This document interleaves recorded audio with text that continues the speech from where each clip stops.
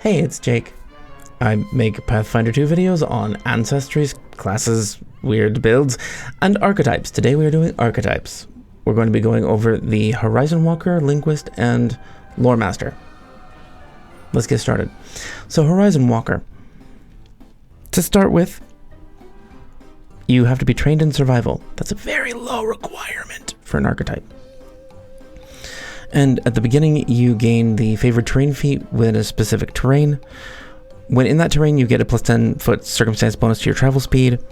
When others follow the expert to follow you as their guide, they gain the ability to ignore non-magical difficult terrain for the purpose of their travel speed and the bonus of travel speed. That's such a minor benefit, but it is useful, but only if your GM keeps track of travel. Because that's plus 10 foot circumstance bonus to your travel speed, not in combat speed. So it's a little bit of benefit, not much. Acclimatization level 4 means that in your favorite terrain, you get resistance to damage equal to half your level to all environmental damage, which isn't a lot of things, like ice storms, subdual damage, non-lethal damage from heat stroke. Okay. You're also affected by temperature effects as though they were one step less severe, and you can choose to give this benefit to your party as well. It's a little useful, again, just for traveling. If you're not going to be in extreme environments, this class helps a lot less. But for me personally, I take people through extreme environments because I like messing with them on the journey to get to where I mess with them. Another level 4 feat is Surefoot. You get plus 2, this one only helps you. You get plus 2 to skill checks with any movement roll in your favored terrain. So it could be athletics checks for swimming, it could be acrobatics for balancing on rocks or ice, flying checks, rolling acrobatics, that kind of thing. Level 6. This is cool. Whenever you are in your favorite terrain, you always get the benefits of the Scout exploration activity, even if you're doing something else. So you are basically like having an extra character in the party for exploration periods. It's useful to keep people moving at a decent pace and not getting ambushed. Magical Adaptation at level 10. You can cast Dark Vision, Spider Climb, and 4th level Water Breathing as innate primal spells each once a day. At that level, 4th level Water Breathing will work for 24 hours for your entire party. These are really good spells, and they're not just for out-of-combat traveling like most of this class is. This is a good person to like hire on as a guide, be totally useful as an NPC, or for just like a GM to just throw on to one of the characters because the party might need this at some point. Like just as an extra free archetype. Wild Strider at level 12 works as the Wild Stride ability of a ranger. So that allows you to ignore the effects of all non-magical difficult terrain, treat greater difficult terrain as merely difficult terrain, and gives you an additional benefit from favored terrain based on the terrain. I'm going to list those benefits now. Aquatic. You gain a swim speed equal to your speed. If you already have a swim speed, you gain plus 10 to it. Arctic. You need to eat and drink only 1/10 as much as usual. You aren't affected by severe or extreme cold, and you can walk across ice and snow at full speed. These don't help your allies. Again, just you. Desert. You need to eat and drink only 1/10 as much as usual. Same thing as the cold, but for hot. You can walk along sand at full speed without needing to balance. Forest, mountain, or undergrowth. You gain a climb speed equal to your speed. If you already had climb speed, it increases by 10. Plains.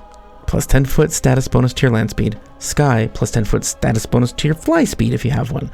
Swamp, you can move across bogs at full speed, even if they're deep enough to be greater difficult terrain, or to normally require you to swim. Just walk on water. That's how I picture it anyway.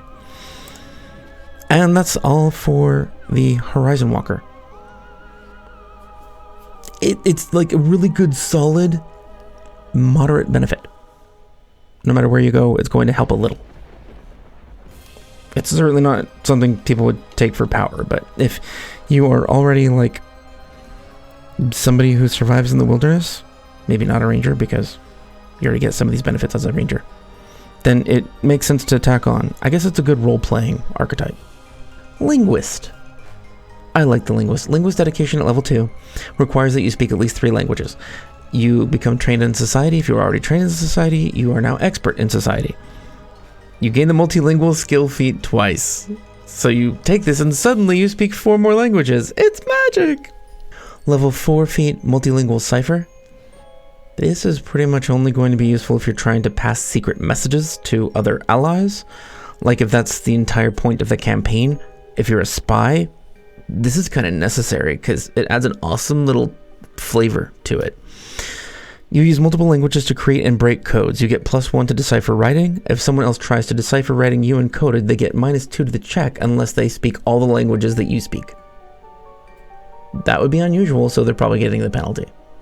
Phonetic Training, another level 4 feat, requires that you be expert in society, so let's hope you started with trained and then got expert from the level 2 dedication. You can pronounce and repeat words with near perfect accuracy even if you don't understand their meaning. Anyway, so if you don't understand a language, you can write it down phonetically, so somebody else can read it later. You don't have to know the language for that other person to read it, but they have to also have the phonetic training feat.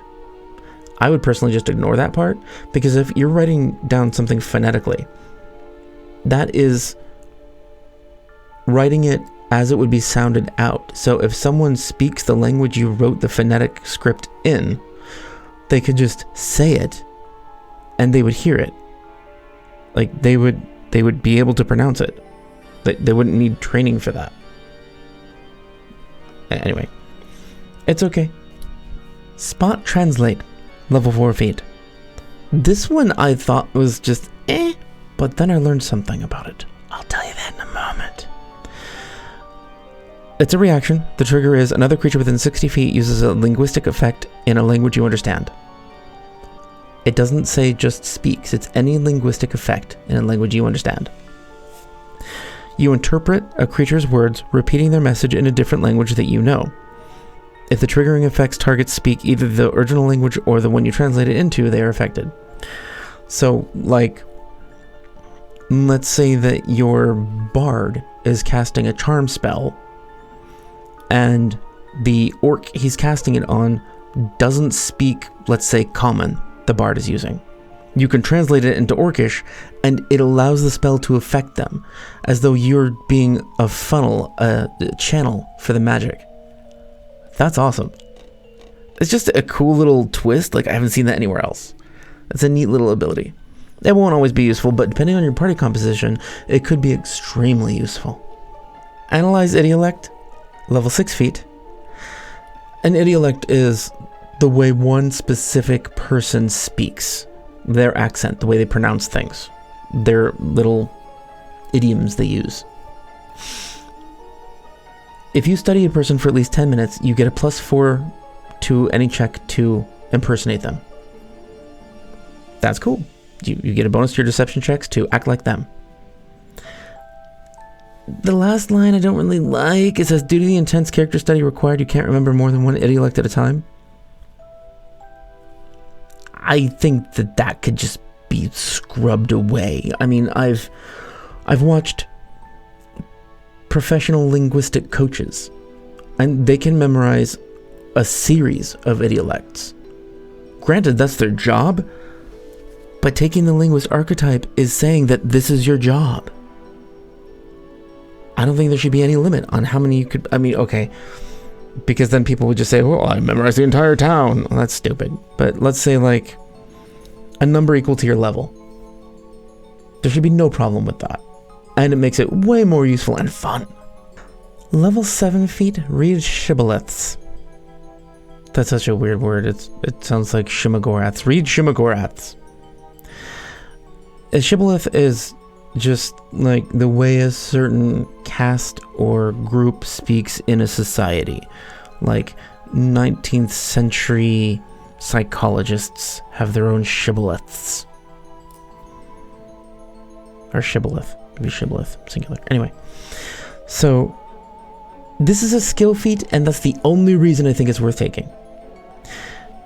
If you interact with someone for at least 10 minutes, then you get +1 on your diplomacy and deception checks with them.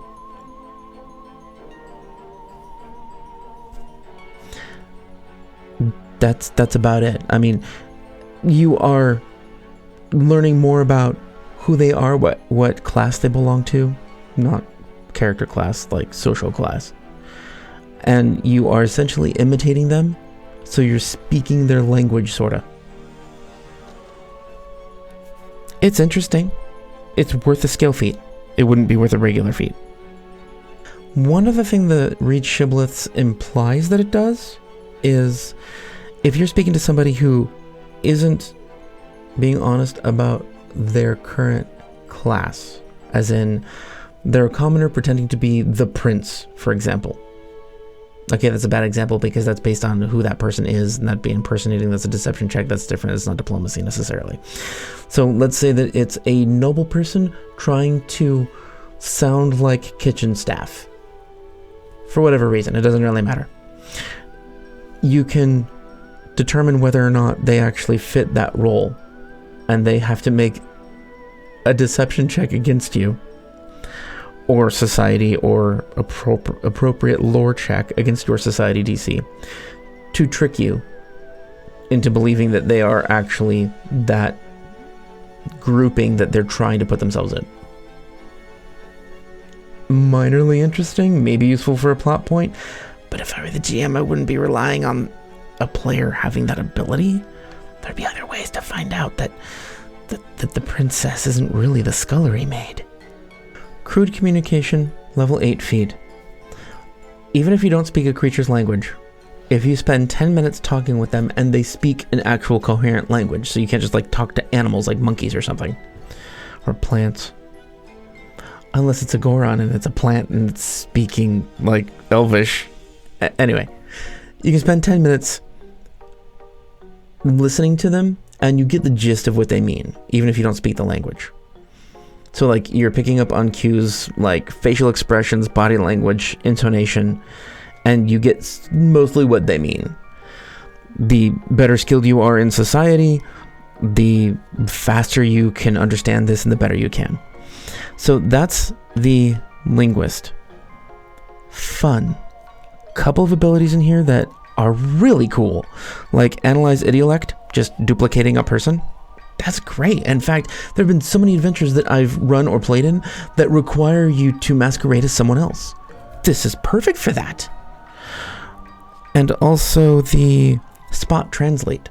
In the right group, like I said before, that will work perfectly to assist your casters in communicating their enchantment spells. Or, you know, your barbarian intimidating. Loremaster is not great. It's okay. Like, I think the main issue is just the way it's constructed. Like, the benefits that it has are fine, but there are some things that duplicate the benefits it has, and it doesn't make sense. So, starting with the dedication. You have to be trained in at least one skill that allows you to decipher writing. Cool. It gives you essentially bardic lore for any knowledge. You can. It's a recall knowledge check. It's a special lore skill, Loremaster lore. If you also have bardic lore, you get +1 to bardic lore. If you have legendary proficiency in a skill used to decipher writing, then you gain expert proficiency in Loremaster lore, but that's the only way this can ever increase. So until like level 8 or 10, it's just as useful. Beyond that, it starts fading a little bit. But I do want to highlight that that is extremely useful. You don't have to have a bard in your group. Just take this second level archetype feat and you have bardic lore. It's useful. I know I can't say much else about it. It's useful, that's all. Level 4, magical edification. You gain the spells guidance, message, and sigil as innate occult cantrips. They're all minorly useful utility spells. And not worth a feat.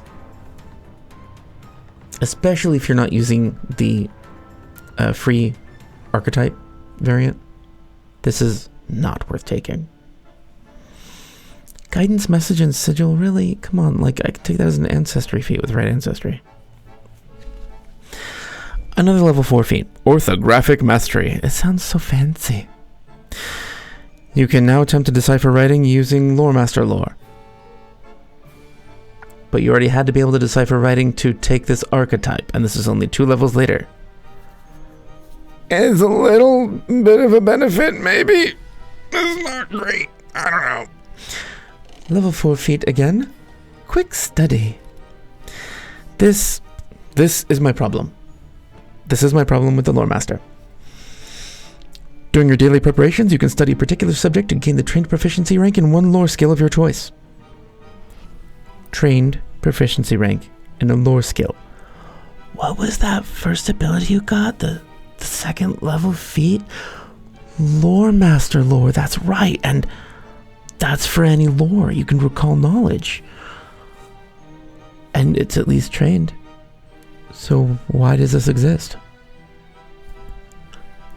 But it gets better because it gets worse. You must have interacted with that subject in some way on the previous day, whether by reading about it, talking to someone knowledgeable on the topic, or experiencing it yourself. So you have to, like, go study a craftsman to be able to roll blacksmith lore. Or just screw off your day at the beach and roll blacksmith lore anyway because you're a freaking lore master. Why does this exist? I don't know. Somebody help me, please. Like, seriously, if you're listening to this and you're like, oh, he missed something, tell me in the comments. Because this doesn't make any sense to me. Why does this exist? Okay, fine. So, like, you can use that lore skill to earn an income. Because technically you can't earn income with Loremaster lore. You could with this ability. So, anyway, next one. Greater magical edification. It sounds so awesome. I'm edified by greater magicalness. Level 10 feat. This doesn't need to be a level 10 feat. This could be like a level 4 feat. You can cast Comprehend Language, Mind Link, and Secret Page as innate occult spells each once per day. When you cast Secret Page, it is automatically heightened to the same spell level as your cantrips from Magical Edification. Comprehend Languages just allows people to understand one language. It doesn't allow them to speak a language. Like, this just isn't that useful. At level 10, you could have better spells. Like, is this a barbarian who's taking Loremaster?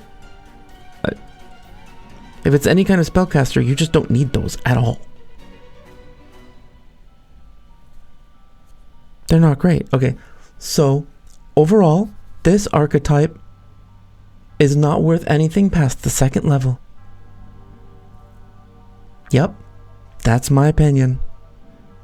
I think it kind of sucks. It's just not built very well. I mean, the abilities that it has are okay, but it's trying to duplicate an ability it has in a really poor manner, and the extra spells it gives you are totally information based. I get the theme, but they could have been cooler. Like, for the level that you can take them at, they're just not strong enough. I would skip this one. It's not worth it. I would take Bard multi-class archetype instead. It would just be better. And more fun. And you wouldn't have to look like this guy covered in scroll pages. Like, he's too poor to afford thread. He's just like patched paper into his robes. Anyway, so that's all for the archetypes for today. We had Horizon Walker, generally useful. We had Linguist, really cool niche abilities. And then we had Loremaster, that doesn't exist past the level 2. So it's a great 1-level archetype. It's true. But thank you for joining me and listening to me rant. Please let me know what you thought in the comments, especially about the Loremaster. If you liked this video, give it a thumbs up. If you didn't, give it a thumbs down. share with a friend if you have somebody who has never heard of Loremaster and they would love to hear a very opinionated jerk talk about it. Also, if you want to start at the beginning of the Archetype series, click here. If you would like to see some of my builds, click here. Look at the builds, they're fun. The builds are awesome builds. Okay, thanks, bye.